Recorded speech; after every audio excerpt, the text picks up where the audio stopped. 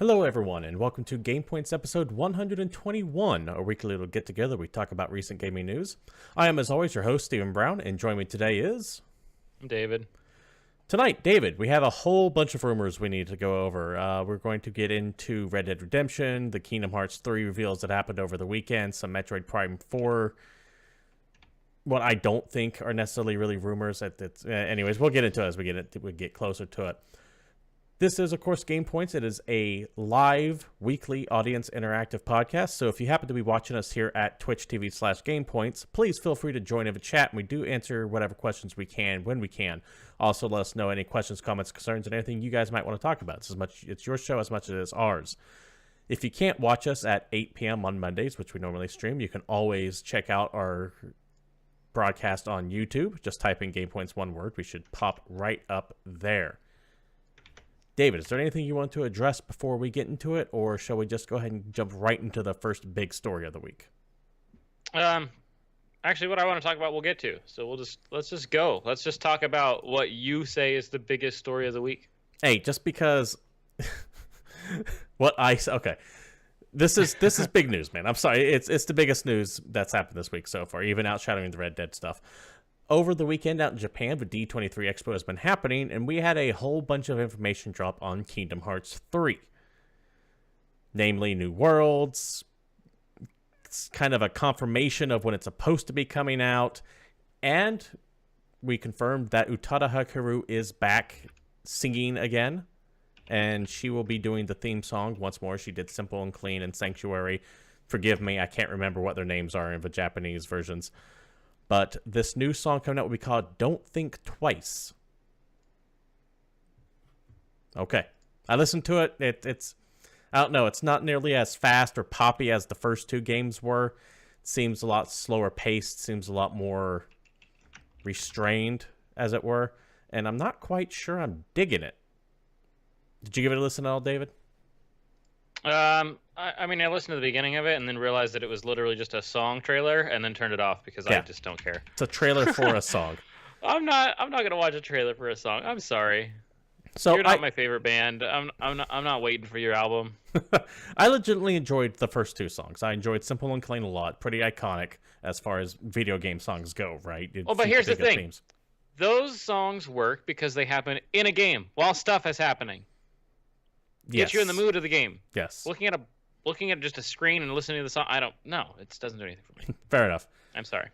Fair enough. They also released a new trailer, or two actually, but got one going up right here. It looks like Marluxia's in it, oddly enough, because Soren he died in Chain of Memories, but this is Kingdom Hearts. Everyone can come back whenever they want to. They also highlighted some of the new worlds. We already knew about Toy Story and Tangled being in there.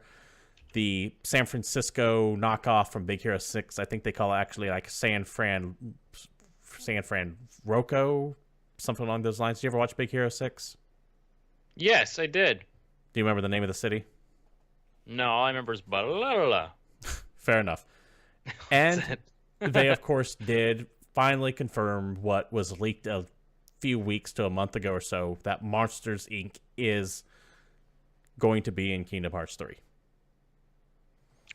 Wow. I know you're bored. Yeah, I don't think even you're a Kingdom Hearts fan to begin with, right? What's your stance on the Kingdom Hearts as a franchise? Okay, so here's the thing. My childhood, I guess, wasn't normal because I didn't watch any Disney growing up, like period. So I have absolutely zero nostalgia for Disney properties. Zero. Okay. I didn't have the Disney Channel. I didn't pay attention to like Mickey Mouse, Donald Duck, like any of that stuff at all. So when they said, hey, we're making an RPG and it's Square and Disney together, it's like that one time we teamed up with Mario, and I was like, man, Super Mario RPG is one of the greatest games of all time, but Disney does not hook me the same way, and it just didn't. So I ignored the first two games, and at this point, this is a series where the second numbered game came out in 2005, 13 years ago. We still don't know when the hell the third one is, and yet there are like 10 games in this franchise. Yes, it is very complex as far as the plot goes, and even if even if I wanted to, there's too much shit. I understand that there's like compilation videos I can watch on YouTube, but why would I do that? What's really annoying is, you know how some video game series have like these spin-offs that really aren't critical to play or isn't even every know spin-off about? of this critical to know what's going on? Absolutely. Because the story is so outrageously convoluted. It's Absolutely.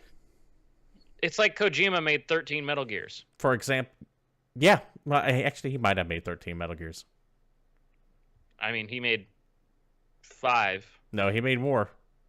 I mean, maybe he made 9. There's Peace Walker. There's Portable Ops. Yeah, and all those tie in. In fact, Peace Walker big.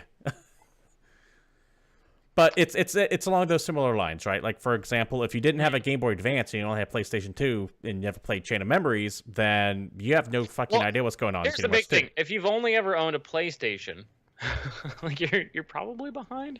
Except for unless you got 2.8 Final Chapter Remix and 1.5 Remix and 2.5 Remix and Unchained and whatever the hell else all these damn games are. They did eventually release a bunch of compilations saying, hey, these games are on a console now. They're all really rough to go back to play. It's just too much for me. I just can't. It's way too late for me to get into it. The source material doesn't really grab me. I understand that this is huge, and there's people that have been waiting 13 years for this. Like, I know people whose inner high schooler is going insane because this game is coming out. Right, and it's hard to tell if this game's going to live up to the hype. We haven't hit Half-Life 2 levels of anticipation on it, but it has been waited. It skipped an entire generation. It came out on PlayStation 2. I'm still going with Last Guardian came out first. Yeah, very true. A game that people considered vaporware released before Kingdom Hearts 3.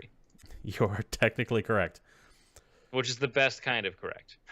And it's still kind of fuzzy if this is even going to release in 2018. Right now, they gave us a generic 2018 date during D23, but the fact that it is 2018 right now, and they're not even saying winter 2018, fall 2018, makes me think that there's I don't want to say a high potential, but there's a potential of this slipping to 2019. Yeah.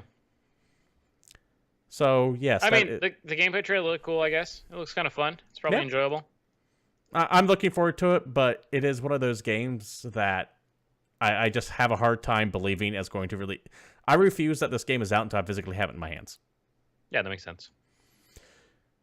One thing I do want to touch on real quick, there's no word on if Frozen is going to be in this game, but they would be just stupid not to put that in there, right? That has to be like the big final... If they're going to do a big Kingdom Hearts 3 thing at E3, like a big press event of some kind, that is where you reveal that Frozen's at, and they have to do that, right? It's like it's the biggest Nintendo. It's the biggest Disney property in years. There's no way that is not getting added to this game. Well, the other thing is that now that Disney owns every damn thing, what's to say they're not going to throw in some superheroes? What's to say they're not going to throw in Star Wars? See, I Stuff would like that. That's interesting to me, but I have a feeling they're going to kind of stick to the traditional Disney, like, animated. I think so too. Kidsy franchises. I would love to see some of the superhero properties in here, like see Magneto or something floating around in here, but it's just not going to happen. I know I keep like wish listing that, but it's not going to happen. It's going to be stuck. It's going to be traditional. Where's Princess Disney Leia at? Come on. Technically, it's a princess now. Yeah, dude. I guess the only other thing is this game is now, I think, less than 2 years away from rivaling Duke Nukem Forever's development time. Just to put that in perspective, how much of a joke that game was, and how much people made fun of it, and how it became like a meme before memes were a thing. So, as a side tangent to what you're going on here, what the fuck is up with Square in general with how long their shit takes? Remember when Final Fantasy 15 was 13 verses? Oh my god. Back before Final Fantasy 13 actually came out? Remember when they announced 3 different Final Fantasy 13 games that were going to come out, and then like one of them did? 1.5 of them did? No, all 13 games came out. 13, 13.2, 13.3. But first, there's supposed to be like this, I think it was the Nova Fabulosa Crystallis, whatever quasi-fake Latin name they used. But Versus was supposed to be something. And it took them long enough to release 13, 13-2, 13-3, and a bunch of and Final Fantasy 14 before they just said, fuck it, let's call this 15. When was the last thing you heard anything about the Final Fantasy remake other than they might have changed the way Square's, or Final Fantasy 7 remake rather. And that game's not coming out for at least like 3 more years at this point. Yeah. I remember when they announced that, I want to say the director was like, oh, I'm directing this? He was like, I need to find that clip again. But someone who was actively working on the game had no idea he was working on the game until he saw the trailer saying being produced or directed by someone. And he's like, oh, okay. There is something wrong at Square Enix that when it comes to their production, I don't know what it is. Well, something happened because I can go back and it's like let's take a little trip. Like Final Fantasy 6 came out in 94, 7 came out in 97, 8 came out in 99, 10 came out in 2000. No, I'm sorry. Wait, I screwed up. Anyway, wait, did 8 and 9 both come out the same year? No, 99 and then 2000, 10 in 2001, 11 in 2003, 12 in 2006, 13 in 2010. 15 in 2016. Yeah, that something happened. Also amazing that it's only, what was it, 3 years between 6 and 7? Yeah. Yeah, that's a big jump. And I get that games are way more complicated to make than they've ever been. Like this even is conceptually. no. This is Square Enix, man. They have teams of hundreds. But that's the thing, is this isn't a small indie studio. This is Square. They are huge. And at this point, they probably have so much development talent that can just make RPGs for breakfast because it's what they've done for so long. It's just, I don't know what they do. Something is fundamentally broken with their development process, and I don't know what it is. That said, ultimately, a game only launches once, and I'd rather have it be good and delayed than pushed out the door and be shit. That's fair. But yes, so I'd imagine... Yeah, it's again, it's just hard for me to get hyped for this game. 1, because I don't believe that it's coming out anytime soon, and 2, it's just not for me. It's not your franchise. I would imagine this game is going to go dark from here on until E3. At which case, if we do not get a release date at E3, this game is not coming in 2018. Correct. We will need like an extended trailer that has an actual month in it. Yeah. And I'm willing to bet whatever month they say, it's going to come out 3 to 6 months after that. And God help them if they give a date and push it. Mm-hmm. I think they're trying to avoid that, so we'll see how that shakes out. Maybe they just don't have no idea. So they'll be like, E3, we're going to announce it for Q4. Well, they don't put a year on it. Well, there's one thing I'm afraid of them doing is the Final Fantasy 15 thing. Well, it was delayed over and over again. And then they have this big Final Fantasy 15 event, I think, down in LA, and they at the very end announce a release date, and then they push like with this. It's this big gala. It's not just a trailer, but it's like a 30-minute presentation ending with the release date, and they miss it. They push it back again, and that game was not finished when it came out. Yeah. After a year, they keep adding more and more content, and that should have been there from the beginning, because this isn't like, oh, this is small stuff that really isn't impactful to the plot. No, shit that actually explains what happens to the plot in that game was released as DLC later, a year on still. So I do not want them to do that with Kingdom Hearts 3. But anyways, I'm sure this game is going to go silent for a couple months. I don't think we're going to hear anything about it until E3, at which case my gut tells me we will get a release date. And I want to say... no, first week of November? Fad Adventure, I guess. I just hope they don't pull a Square and add some weird-ass subtitle to it, and they actually just leave it at KH3. Yeah, this is so far as we know, just Kingdom Hearts 3, because the other two were just Kingdom Hearts and Kingdom Hearts 2, just straight, simple titles. It's well, they came out before Square got crazy with names.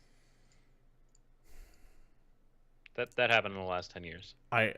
Did it? I want to say there's like a PlayStation couple PlayStation 1 games that might have wacky names. Anyways, enough Kingdom Hearts 3, David. Let's talk about something I think we're both a little bit more interested in. Hell yeah. Let's talk about that thing that's destroying all other games coming out at the end of this year, and that is Red Dead Redemption. Uh-oh. Okay. Sounded like you froze up there a little bit. No. It's just dramatic pause because it's so exciting because Red Dead Redemption 2 is finally a real thing. Officially still horrified of this game because of the tale that Grand Theft Auto 5 has created. Oh yeah, we have some numbers on that later in the show, by the way. We're going to talk about that and how insane that is, and it's pretty telling on what Red Dead Redemption 2 is going to be like, maybe. But if they could just give me that same level of campaign the first one had, I will be so happy. I'll be just over the moon, I guess. Is that a thing? Anyway, Yeah, there's some leaks that happen about it. So if you don't want to know anything about RDR2, leave for like 8 minutes and come back. I will hold up the magic chapstick of spoilers. From here on out, we're going to go rumors that could potentially get into spoiler territory. If you want to mute this and then turn it back on when you see the chapstick again, there you go. Cool. Anyway, in a story from trustedreviews.com, you can believe them, they're trusted, they actually received some documents regarding Red Dead Redemption 2 that seemed very leaky back in August of 2017, but in a direct quote, they decided not to share them as they were unsubstantiated. Since then, a great deal of the information in the documents has been validated in Red Dead Redemption 2 promotional materials. So again, these are all rumors. They could be falsified. They could also just be straight up changed because that's what happens when games go through development. But they had some things like they received some press materials that were images of certain characters that were supposed to be in the game, but have later been confirmed in actual like RDR2 trailers. In fact, I have the web page. I have the web page up right now, and they're showing that hey, what we received were these images on the right that you can see. What was in the trailer or the press image, the press release that hasn't really seen one on the left. And once they were able to confirm, yeah, that's the same outfit. This is the same thing that's going on. Let's just run with these and say this is what these rumors are probably true. Yep. So the big amount of leaks that they talk about is specifically related to the multiplayer section of the game. Luckily enough, they don't spoil anything campaign-wise, so I'm pretty happy about that. But according to the notes, Red Dead Redemption 2's online component is going to feature a Battle Royale-styled mode. We don't know the details of that and if it's going to be like a carbon copy of Fortnite and PUBG or not. I mean, it's got to be, right? It's going to be that with horses. I mean, let's be honest. It also has a revive and survive mode where you're supposed to like revive your buddies and kill people and then keep reviving your buddies to see which team lasts the longest, which seems interesting. It's not like a respawn styled team deathmatch, but you actually go and pick your friends up. And then a money grab mode, which is kind of like a CTF but with bags of money. The memo also states, much like Grand Theft Auto Online, players will be able to explore the open world, although it'll apparently have much more depth than Grand Theft Auto Online does. In particular, there's just going to be more to do while you're ambling about the countryside, which sounds pretty cool because that's one of my favorite things about Grand Theft Auto is just driving around town and seeing what's going on. Seeing what happens. Yeah, and just seeing what happens. I've always thought the way they program the AI in that game is interesting and just what the characters will do if you're not doing anything. So I'm excited to see if they've expanded on that at all. And just, I always wanted to get to the point where there's a game where you can follow an NPC around and they'll actually go about a day. Like a shopkeeper will leave their house and then go to work and then work all day and then go home. You know, that's what the Elder Scrolls games do, right? Yeah. But something with just as much stuff you can do like Grand Theft Auto. Okay. You know what I mean? Not to say that like Skyrim and stuff like that are freeing, but I don't know. They're different in my mind. You can play both the main campaign and multiplayer in first person. So now that is from a mod, right? That was something that was requested for GTA 5 on PCs, and eventually people modded in a first person view. And then Rockstar went ahead and added it as an actual thing. So when the game was re-released on PS4 and Xbox One, those versions of the game had the first-person mode. Okay. There was a PC patch that hit that allowed that to happen as well. And playing like multiplayer and playing through the storyline in first person is super interesting. Driving cars, it's awesome. I actually much prefer the game in first person. I think it's super fun. Though you'll get strafed by jets a lot. Deadeye is back. If you remember from the first game, that's kind of like your slow time shoot 'em mode, where you could like mark targets and then shoot them in like a really cool, very Western style thing. It's gonna be back. It's gonna have enhanced abilities. You can track bounties through fields. You can detect fish and animals. I guess fishing and hunting are gonna be a really big feature in this game. I like read lures and baits and things you can buy. So probably a lot of stuff for achievement hunters to do. I read that and it strikes me something along the lines of what you see in, say, The Witcher 3 these days, or I think Batman's detective mode in the Arkham games, where it just kind of sends a pulse out and highlights all the things you can gather and pick up. That's how I interpret that as. Sounds right. They're also adding random events, which is kind of following the footsteps as Grand Theft Auto Strangers and Freaks. Details are sketchy, but it's probably going to have like bounty hunting, treasure hunts, adventures with a mysterious stranger, just random things that'll pop up and happen. And finally, specific player actions during campaign missions will lead to events unfolding differently depending on which characters you interact with. So maybe not full storyline changes where the ending of the game is probably going to be fairly fixed, but mission outcomes could be changed, or maybe who lives or dies could be changed. Not that we know for sure. Again, this is all rumor and, subject to Rockstar doing whatever the hell they want all the time. Right. I'm going to hold this up so people who have us muted know that spoilers are over with. I do want to thank TrustedReviews.com for gathering up all this information. If you want to take a look at that page, it will, of course, be in the notes down below on the YouTube page. It is extremely important to stress that these are technically just rumors, despite them going out of the way to confirm a few things. And even if the document they have is real and genuine, plans do change, and there is a full year between the time they got this document and when the game comes out. They could cut things, add things, move things around. So whatever Short we're version saying of now, that, don't get pissed at us. Don't get pissed at us if it doesn't have a battle royale mode. Yeah. Although they'd be stupid not to. That's or just pure anything else money. that's in there. They can always change this stuff last second, but it does sound legit if that document is to be believed. Now, David, we touched very briefly on Grand Theft Auto 5 right when we started this conversation with this topic. Yep. And the fact that when's the last time Rockstar released a game? Right. Not counting the LA Noire Switch remake. One of my favorite business analysts for the gaming industry over on Twitter, ZugeEX, released some staggering, in my opinion, stats. Staggering is almost an understatement. Let me bring up his Twitter account here. Here we go. Go ahead. I was going to say, I was going to talk about this anyway because I was actually looking at sales report for the last week, and I just thought it was amazing that Grand Theft Auto 5 is still, last week, in the top 5 video game sales for it's impressive. the month of February or month of January. So as you can see from ZugeEX's thread on here, Daniel Ahmad is his real name.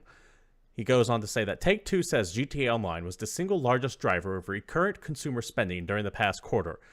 Recurrent consumer spending, by the way, is a nice way of saying online transactions.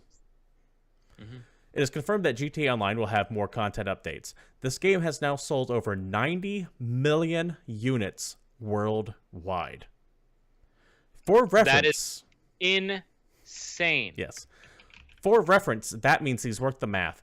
That means that this game sold 15 million units in the past year. This is 15 million units in 2017 for a game that came out in 2013.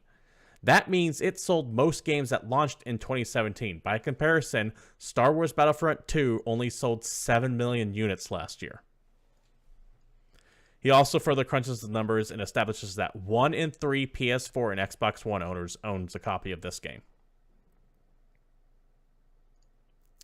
Damn. That's insane. And these are the people who... There's a lot of people who buy this game multiple times. They bought it on Xbox and PS3 when it first came out. Then they bought it on PC. Then they bought it on PlayStation 4 or Xbox One when it came out then. Let's talk about... Okay, so I think Battlefield is like a decent comparison, but Battlefront didn't do the greatest. There was a lot of heat about that game. Hey, $7 million is a great figure. Let's talk about the fact that last year, Grand Theft Auto 5 sold more copies than Breath of the Wild. More copies than Mario Odyssey. More than the fucking Switch sold. Yes, Period. I believe, yeah. Full stop. There are more copies of Grand sales. Theft Auto 5 sold last year than Nintendo Switch consoles. The entire sales of the Switch so far, I want to say, was 6 million as per last show. This has sold 15 million last year. Not yeah, and it's not even like a little number. It's fucking crushing it. At this point in time, the top 3 selling games of all times are still Tetris at 170 million, Minecraft at 140 million, and Grand Theft Auto at 90 million. Just climbing its way through. And it's not done yet. Minecraft will keep growing because that does get released on every single console out there, but it will overtake Tetris sooner than later. Like, it's just insane how much they've made on that game. Because those are just pure sales. And you got to count all the shark cards and microtransactions, all the other bullshit that game has. That's why Rockstar's stock has not dipped since, what, 2012? You mean Take-Two stock, right? Not Rockstar's. Sorry, Take-Two. You are correct. Small but important distinction. Yes. It's just, it's insane. It's mind-boggling, like when your thoughts are trapped in a bottle. Oh, man. See, I was excited to talk about the next topic, and then this topic was added. Hey, it is what it is, man. Why don't you go ahead and lead us off, though? Well, as great as Grand Theft Auto 5 is, it's not on my Game of the Year list for this year at all, but this next one is Monster Hunter World, to be exact. In an article by IGN, Capcom has reported that units shipped have just reached the 6 million mark, making it the fastest-selling Capcom game to date. And that's just consoles, no PC release yet. So Monster Hunter World is Capcom's best-selling game. Not best-selling. Sorry, fastest-selling. Yes. Now, if you want the list of best-selling Capcom games, it tops off at Street Fighter 2, then goes to Resident Evil 5, Street Fighter 4, oddly enough, Resident Evil 6, Monster Hunter 4, Resident Evil 4, Monster Hunter X, Resident Evil 2, then Monster Hunter World at 6 million. But it is the fastest selling one. It is now. And it has a lot of time left. And yes. It's not on PC yet. Resident Evil 2 has sold 6.11 million units, so it's going to overtake that very quickly. Which is weird, because think of how big that game seems in your head. Like, RE2 seems like a big, substantial game, right? Nah. Right. 6 million. So the top 3 it has to top. At 8.7 million, it will overtake Street Fighter 4. I think it'll do that pretty easily. Resident Evil 5 at just shy of 12 million. That might be able to climb. And it has a long way to go to touch Street Fighter 2, which is 19.2 million in sales. But it's good to know that Monster Hunter World is doing so well. This is their breakthrough title. This is their Dark Souls moment. This is their Persona 4 moment, where they've, like, for example, From Software has been making those Souls games for a while, all the way back to Kingsfield, which is kind of like a proto-Genesis version of Dark Souls, Demon Souls. Remember when they made Armored Core games? Because I do. And much like Persona 4 was the big breakout for that series, people really weren't paying attention to that game until that one came out. This is their breakout title. Monster Hunter is finally popular in America. Yes. Monster Hunter is streaming on Twitch like crazy. Like, I never thought I'd see the day. And the younger version of me that had a PS2 and thought Monster Hunter was one of the greatest games he'd ever played is just ecstatic about this development. Because these numbers means that this game will have legs.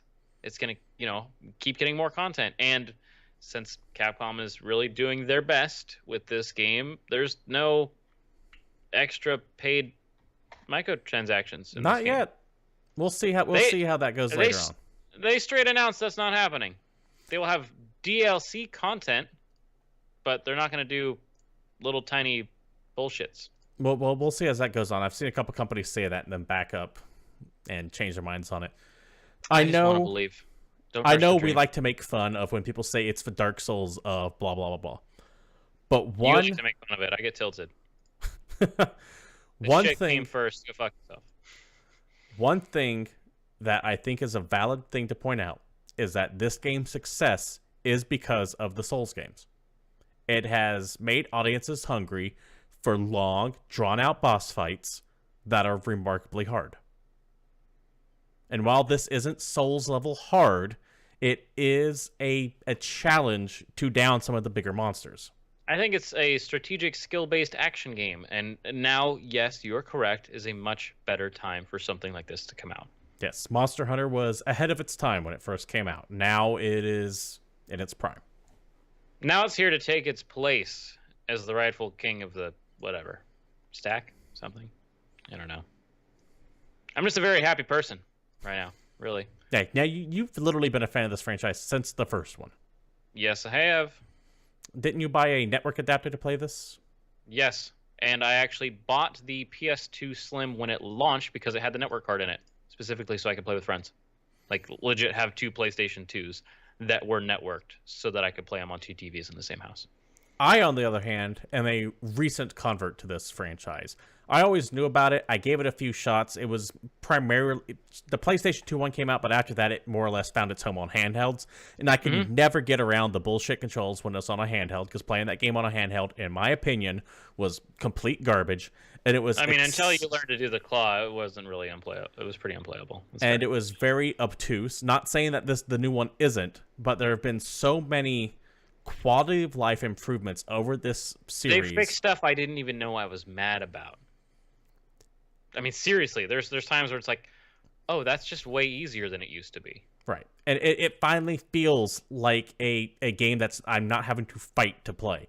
Everything else always felt like I was having to fight. Never played a Monster Hunter game before. Here's, I think, just like one of the biggest quality of life things. Whetstones used to be a thing you had to mine. Oh, Jesus Christ. They were a finite resource. Yeah, that's horrible. Yeah. That's Think garbage. about that. You could go on a mission and go fight whatever monster, and your weapon got dull, and there wasn't shit you could do about it until you went and found a mining spot. Yeah, no thank you. But yes, congratulations, Capcom, for having a genuine hit in the Monster Hunter franchise. Not that the previous ones weren't, but this one seems to actually be your big moment to catapult this franchise into something bigger. Don't fuck it up, because you guys have been very hit or miss lately. We've established this last week, I think. Resident Evil 7, an amazing game, one of the best horror games of this generation. Marvel vs. Capcom Infinite, fucking trash. So it's not even getting like real pro play. Like, yeah, it's not at Evo this year. But I did hear that Evo tends to hold off on one game announcement until right before the tournament, so it could be that game, but I doubt it. Yeah, same here. Well, especially because there's been stories of like Marvel vs. Capcom players, like top tier players that are playing Dragon Ball. They've just moved on. But good. Congratulations, Capcom. I don't want you to go the way of Konami. I want you guys to stick around. I actually like what you're doing, and more power to you. I'm glad this is doing good for you. David, let's go ahead and move on to the next story here, and this is going to be via Eurogamer. They are claiming that Bandai Namco is working on Metroid Prime 4. Quote from the article itself. Internet rumors this week pegged Bandai Namco as being the mysterious studio behind Metroid Prime 4, something multiple sources have now confirmed to Eurogamer as being accurate. Specifically, the highly anticipated Nintendo Switch exclusive is being developed by Bandai Namco Studio Singapore, which we understand is the lead studio on the game's collaboration with Nintendo. Since this publication, I've heard that Bandai Namco Japan Studio is also working on the project, with the intention it will now take the lead on its development while Singapore moves to focus on another Switch game. Once again, much like with the Red Dead Redemption 2 stuff, this is all rumor and speculation, but this has the ring of truth to it. I wouldn't be surprised. Bandai Namco has worked with Nintendo before on Smash and Pokken Tournament, so it makes sense they would go if this is a developer. Shame it's not Relic, but I think, or Retro rather, but I think Retro's kind of working on their own thing at the moment. And all of this kind of came to be from people connecting the dots on LinkedIn. A lot of people were noticing Bandai Namco employees saying, hey, we're now working on an unannounced Switch game from a big legendary IP, and a lot of internet sleuthing has more or less led to the generation of this rumor, which Eurogamer is saying they have confirmed through multiple anonymous sources. Take that for what you will. What do you think, David? I mean, it is what it is, I guess. This is how they're doing it. They don't have the same team that can work on it. Someone had to do it. I didn't think it was going to be full in-house Nintendo anyway. Do you think this is actually even going to be Metroid Prime 4, or are they just going to call it Metroid Prime 4 until they create another name like Metroid New Legacy or something like that? No, they put the Prime on there. That makes me think they're going to try and stick with it. They're going to actually make a bona fide Prime sequel with Prime-styled gameplay, but redone, new graphics, new nonsense. See, I agree with you. That's going to be a Prime-style game, first person. I mean, don't think Other M. Think actual Metroid Prime 1, 2, or 3 by Retro. But I think that they are going to take the time to do a soft reboot of the franchise here. I don't think they're going to retread Metroid again. They've done that a couple times, especially with the recent Zero Mission. Not recent for Zero Mission, but they also had Metroid Samus Returns get remade for the Game Boy Advance. So I don't think they're going to go back to that area. But I do think that they will be kind of continuing a different storyline than from Prime. I don't think it's going to be called Prime when it comes out. I think it's going to be called Metroid insert some other title. Here. Yeah. Metroid Legacy, if I had to venture a guess. Legacy. Yeah. That seems like some Nintendo bullshit name. Metroid Regrowth. I'm willing to accept anything with re in the title too, like Metroid Right? Revisited or something.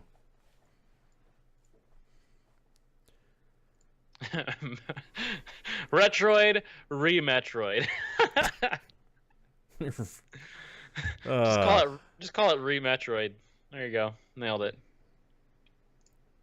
And I guess that's all the Metroid talk. Now we can get to the in my opinion, by far the least exciting news of the week.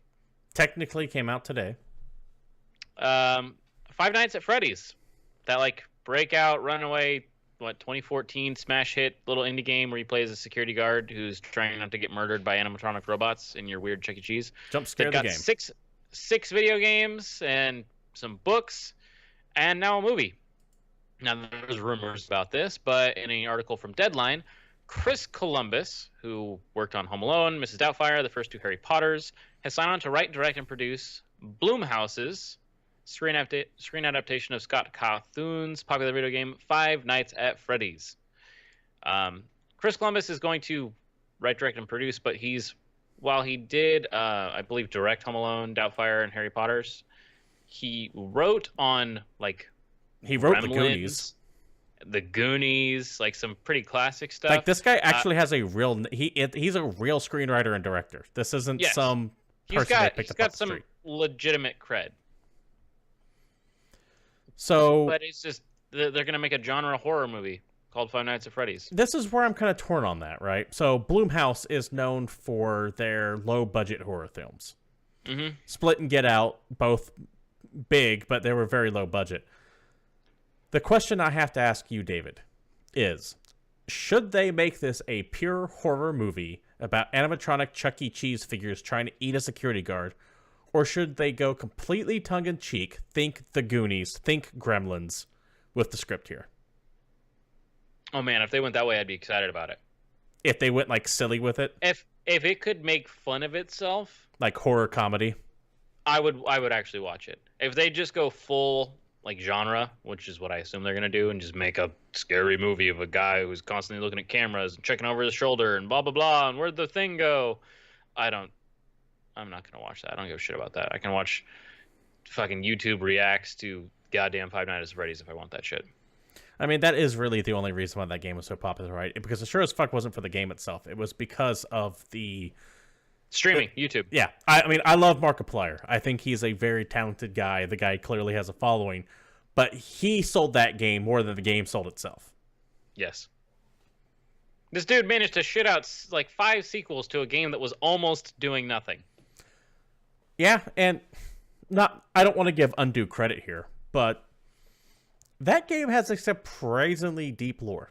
Because it talks about how, like, there was a child, like, murdered a few years ago. Ghosts inhabit all the bodies. And there's a bunch of little side story stuff that if you dig deeper, you can kind of piece together what happened here. I think Scott Cawthon realized what he had. I think he smartly cranked out as many of them as he could real fucking quick. And then he got the hell out. I think Yeah. the disastrous Five Nights at Freddy's World helped with him getting the hell out. That was that weird MMO he tried to make, and then it was so bad he just refunded everyone the money they spent for it. He's like, sorry, this sucks. I'm pulling it down from the store, and everyone gets their money back. So yeah, Five Nights at Freddy the movie. Second question, kind of tacked on to the first. Is this movie is it past its date? Is it past its time? I mean, who cares to see it now? Yeah, that's what I'm asking. How many watches is that getting on YouTube nowadays? No idea. It's a fad game that is getting him. I don't know. It feels just like doesn't- Avatar 2 to me, right? Avatar 2 would have Yeah. made sense to make like 2 years after the fact, but now that movie's been out for 10 fucking years, do we really need an Avatar 2 or 3 or 4 or 5 or how many Cameron's making? Also, I will always go back to this same argument anytime that movie is mentioned. Everybody you know saw that damn movie, right? It was a huge deal. Blockbuster, AAA, ridiculous movie, sold 3D as a thing. Name a single fucking character from that movie. Jake Sully. God damn it. Okay, well, most people who aren't you can't. Because that movie is so inconsequential. Yeah. All that movie did for me is make me aware of Stephen Lang and the fact that I like him as an actor. Should have been Cable. Should have been Cable. Instead, he's busy probably doing Avatar 2. Ugh. He is doing Avatar 2, from what I understand. Somehow both Sigourney Weaver and Stephen Lang are back in the Avatar sequels, despite them both dying. And I don't care if I spoiled that for you. It's hell old, and I guarantee you already saw it. It doesn't matter. You probably forgot that, though. Everyone did see that fucking movie. Like, everyone saw Everybody that goddamn movie. saw that damn movie. And it was fine. It was okay. Welcome to Pocahontas in space. Anyways, David, the Five Nights at Dances with Smurfs. Also good. Five Nights at Freddy movie, Avatar 2.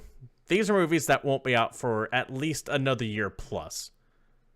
But if I was bored this week, what could I possibly play that's coming out? Oh, play? Because I was going to say Black Panther comes out on fucking Friday if you're waiting for a movie.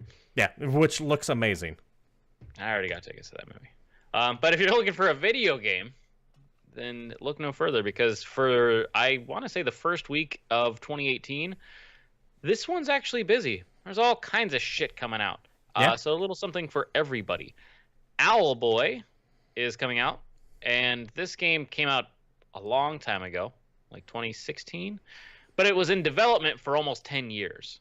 I remember this just had issues. It took a long damn time. I don't know why exactly. It doesn't look like a super complicated game, just a lot of stuff. But you play as a guy called Otis, who can fly and carry objects during flight and throw those things at enemies. And you get allies and you go on a journey and you get fancy weapons. And it's just I don't know. It almost looks like an indie game to me, but a game that took 10 years to come out. I think it was all developed by one person. I think that's what the key was. Don't quote me on that. I'm not positive. In fact, It's I'm gonna very look that up. possible because what's that other game that sold like gangbusters? The Harvest Moon, like quote unquote clone that came out. Stardew Valley. Stardew Valley. That's made by one guy, and that took that guy like 7 years. So, I mean, sometimes things take a long time, but yeah, people seem to like it. It got critical acclaim. I think it's got like an 88 on Metacritic. So It's not one game. It's not one guy from what I can see. I don't know how many people, but it's not one guy. yeah. But yeah, the basic mechanics, you fly around. So it's like always having the Tanuki suit. I'm told it's good. I'm told it's solid. It almost seems like if they made a new Kid Icarus. It's like the only thing I could possibly think of to compare it to. Also coming out this week, PC and PS4, we have Crossing Souls. Now, this game looks fucking amazing. This is, I feel like we talk about one of these every other week, but it's an 80s nostalgia game through and through. Pixel graphics, action adventure game. It's got a kind of sweet looking intro, rad soundtrack, as you do when you get 80s Asian nostalgia love. And it looks to mix genres a little bit. It's got some top-down sections, platforming sections, driving sections, flying sections. Just, it looks like all your favorite 80s games mixed And it's together. got that Devolver Digital seal of approval stamped on it. That's true, and they tend to approve things that are cool. Also coming out, a sequel I didn't even know was coming. I'm actually pretty stoked about this. The Fall Part 2 Unbound. The Fall being the side-scrolling game where you play as a like malfunctioning AI and go and kind of figure things out. This one, you've broken free of your shackles, and now a human user from across the network has attacked and infected you with something. So your programming now is to save yourself, hunt them down, end them, do anything, use anyone, become unbound. The Fall 2 will break your protocols. That's straight from their website, by the way. But it looks pretty interesting. If I don't know how to tell you exactly how you play The Fall, but again, it's a side-scrolling kind of adventure-y, kind of puzzly, and you solve problems. But this one, it looks like your AI is really freaking out because you make decisions. One of the things in the trailer is you can like shame the host or agree with the host, and then if you agree with the host, the AI actually freaks out and says, "How dare you put me at risk?" And it starts freaking out, and then your menu actually blanks out one of the options, so you're forced to do the other thing. Huh. So it's pretty interesting. Also this week, Kingdom Come Deliverance for PC, PS4, and Xbox One. This is a Kingdom-based like action RPG style game, but it's actually set in the Kingdom of Bohemia, an imperial state of the Holy Roman Empire. It's focused on historically accurate and realistic content. This is not your Papa's action RPG. This is not Skyrim where you're going to ride around on a horse and soak 80 arrows and then go about your merry day downing wheels of cheese. This is the kind of game where you get shot with an arrow and need to figure out what to do about all the bleeding before you, I don't know, get septic and die. Yeah. I can't get into too many details on this game right now because I am technically embargoed on it till tomorrow. But I have been playing it. I will be doing the review for GameCritics.com. I don't even know if I can tell you when I got a hold of the game. Doesn't matter. Don't talk about it. We can talk about what I know, which is limited to what's been actually released to the press. You can customize your character. You can be different roles, like warrior style, bard, thief. But it's not really a class-based game, so you can kind of mix and match. Your stats grow depending on what you do and say. There's like branch dialogue trees. There's a lot of stuff, and you can have relationships with people, or your relationships will develop with people, reputation, all kinds of nonsense. But yeah, it looks really damn interesting, and I didn't expect it. The other big thing I know about this game is it has a 20 gigabyte day one patch. So whole lot of shit coming. Cannot attest to that. Well, too bad. If that is not at all your cup of tea and you'd rather live forever and kill tons of people in your video games, Dynasty Warriors 9 comes out. They're back. And they're actually trying to switch the formula up a little bit. Yeah, are they going open world with this one? Yep, you're still going to slash through hundreds, if not thousands, of generic-faced enemies with someone who's completely overpowered for the war you're in. But yeah, there's now an open world. You can actually transverse. Is that even a word? Traverse. Thank you. I don't know what I'm saying. China. On foot, on horseback, on a boat. There's like livable environments, cities, towns, and apparently they're going to change like the moveset combinations for the characters. So maybe it's more than smashing X, but who knows? I'm willing to bet you still smash X and then press circle sometimes. So this game is also under embargo for a lot of sites right now. From what I have heard, and this has been more or less confirmed by Jim Sterling. If you know who Jim Sterling is, you can check him out, Jimquisition. He broke embargo kind of saying that this game is just fucking chock full of microtransactions and that it ruins the game. Yay! Welcome to the 2018 version of Dynasty Warriors. Apparently, all your money is not enough. They want another $3.99 and $4.99 and $1.99. Apparently, Koei Tecmo has fully embraced that microtransaction 2018 style. That's the time to do it, really. I can't think of a right word here. Once again, this is just based on what he was saying real quick, and so that I've heard from a few other people here and there. So if you just loathe that kind of thing in your games, then you might want to stay away from this one. At the very least, wait a week or two for reviews to come out. While you're waiting, go pick up Monster Hunter. Or if you don't want to buy an old game and you still want new games, The Longest 5 Minutes comes out. This is stylistically, it reminds me of like Half Minute Hero. Remember those games? Yeah. And it's you play as a character who's the hero, who's trying to regain his memories before it's too late. And you actually get experience through re-experience. Like you'll remember things and can get experience from the past that affect your current character. It looks really interesting. It's Groundhog Day at the RPG. That's a good way to put it. It's an adventure JRPG style game. It's got mini games and other nonsense to help you level up. It looks interesting. 2D art style. Maybe not for everybody. I would take a look at reviews or look at a video on YouTube and see if that's your thing. Yeah, it does feel like they fleshed out the idea behind Half Minute Hero. It definitely feels that way. It's just they've kind of expanded on it a little bit more. If you don't want a short, different JRPG, how about you get the Radiant Historia re-release, remake? If you have never played Radiant Historia, and you have a 3DS, I cannot stress enough that you need to buy this goddamn game if you love any kind of RPG. Radiant Historia, no shit, is one of the... It's easily in my top 20 RPGs of all time. I could make a case for it breaking into the top 10.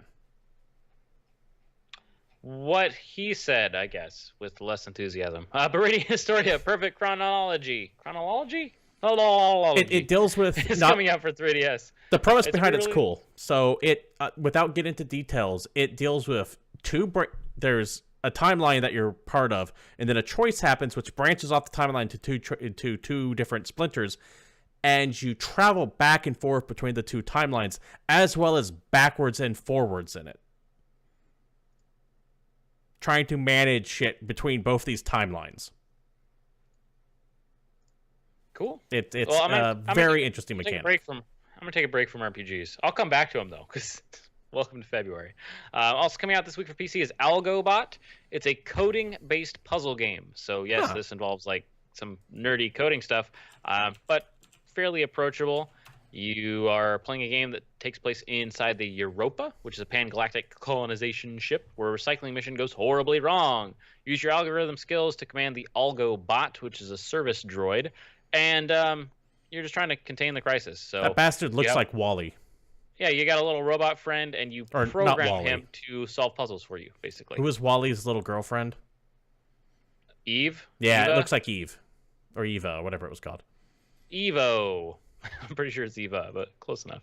And if you don't like programming, we can go right back to JRPGs. Legend of Heroes Trails of Cold Steel 2 comes out for PC on the 14th. This game is out on Vita. It's a Legend of Heroes game, and it's a classic turn-based JRPG. I remember playing the original Legend of Heroes game on like PSP. This is a side story. It's kind of like the Tales games, yeah. So there's a bunch of different Legend of Heroes stories. It's like the Tales games in that every time they release a new game, the mechanics of it change, not dramatically, but change enough. All I know is this one's got people piloting giant robot-looking things, and I did not expect that at all. Fair enough. If you're not into new RPGs, or even new-ish, Secret of Mana Remake finally comes out this week. Something that I would be outrageously hyped for if it wasn't for the fact that a game that is probably going to be better if I just play it on a Super Nintendo or on an emulator is $40 fucking. Square, I know this is a remake. I know you went through and essentially created new sprites from the ground up. But 40 fucking bucks? Come on. Your pricing structure is fucking absurd. But Quick this list is of from games the that you can company get for $40 that are not Secret of Mana. Shadow of the Colossus, all the Kingdom Hearts games, Horizon Zero Dawn, all of Borderlands, Battlefield fucking 1 that came out how long ago? How about the new Uncharted game? How about Yakuza 0? How about Doom, Street Fighter, Skyrim, Rainbow Six? You are at the wrong price point. Absolutely. I'm sorry, you just are. I might be able to make the case for a $29.99 price point. Maybe. But 20 is what this is. I'm sorry. Yeah, this is not a $40 game. The problem is that Square would only release this at $20 if it came out on your phone. Who says it won't eventually? Probably. Another game coming out this week is A Certain Magical Virtual On, which is a game in the Virtual On series, and I'm sorry, try as I might, I don't understand these games. Just Google it. It's weird. Just anime-tastic, weird. I suddenly realized my notes here has that listed as JP, so that might not even be coming out in America. That could just be a That could just be a Japan-only release, which is why That it could wouldn't be here. explain why I couldn't understand any of the materials that I was trying to look at for that game. Yeah, You told me so it's coming out. Sorry, it's on my notes. that's my fault. I'm going to talk about it. The trailer's not in English. I got no fucking clue what comes out in that game, but I guess if you're into the Virtual On series and you got an import thing going, then get your magical Virtual On. I apologize. This is only coming out in Japan, and it is a spin-off of the Certain Magical Index series of light novels. So it's not even a Virtual On game. It's just set in the Virtual On universe. This makes no sense to me. Also coming out this week, we're just fucking done with that. Bayonetta 1 and 2 remake on Switch comes out on the 16th, which is Friday. Prepping the Switch owners for Bayonetta 3, which is going to be an exclusive for Switch. Weird that Bayonetta is a Nintendo property now. It's strange, but it happened. Murder people with your hair. Have fun. No, it's an action game. Think Devil May Cry. Yeah, very much so. And finally, a game that we knew was coming because of an EA leak from over a year ago. Faye? I think it's Faye. PC, PS4, Switch, and Xbox One. It's an action-adventure game developed by Zoink, published by EA. And it is the first of the EA Originals series, which is EA's program for indie developers. So this is an EA-published indie game, basically. Right. You play as like a little fox who's in a forest. You're trying to fight bad guys called Silent Ones, and you get help from other forest creatures and guide them to complete tasks and get new abilities. And it's a little indie game, but from EA's new program. So what's the other EA original game? I know there's A Way Out, which is the 2-player co-op prison break game. What's the third one? I don't remember. We have to go back to that press release. Go watch all our old episodes. You'll find out. I'm not gonna look it up. Hold on, I'm gonna look this up real quick. So, oh, jeez. Okay, this is good never show. mind. I'm not gonna worry about it. But I know A Way Out is. Let me rephrase that. I think A Way Out is one of them. A Way Out that's the prison break co-op game. Is it Unravel? Unravel's been out for a long time. But isn't that the other thing that was supposed to be a thing? Maybe it could be Unraveled, and the fee is not in fact the first one, but like the second. Anyways, if you happen to know what that third EA Originals game is, please let us know down in the comments below or in chat if you happen to be watching us live. But I believe or send this guy an email, I guess, if you're really into that. Email us at GamePointsPC@gmail.com, or just tweet at the show at GamePointsPC, myself at CapitalistPig21, or David there at Satori. Don't do that. Without further ado, this has been Game Points episode 121. We do stream live every Monday at 8 p.m. Pacific Standard Time here at Twitch TV/GamePoints. This is, of course, an audio interactive show, so if you happen to be watching us live, feel free to type question, comments, concerns, whatever you might like, and give us a follow wherever you happen to be watching us.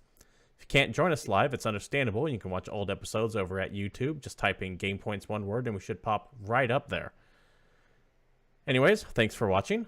This has been Game Points, and until next Monday, we're out of here.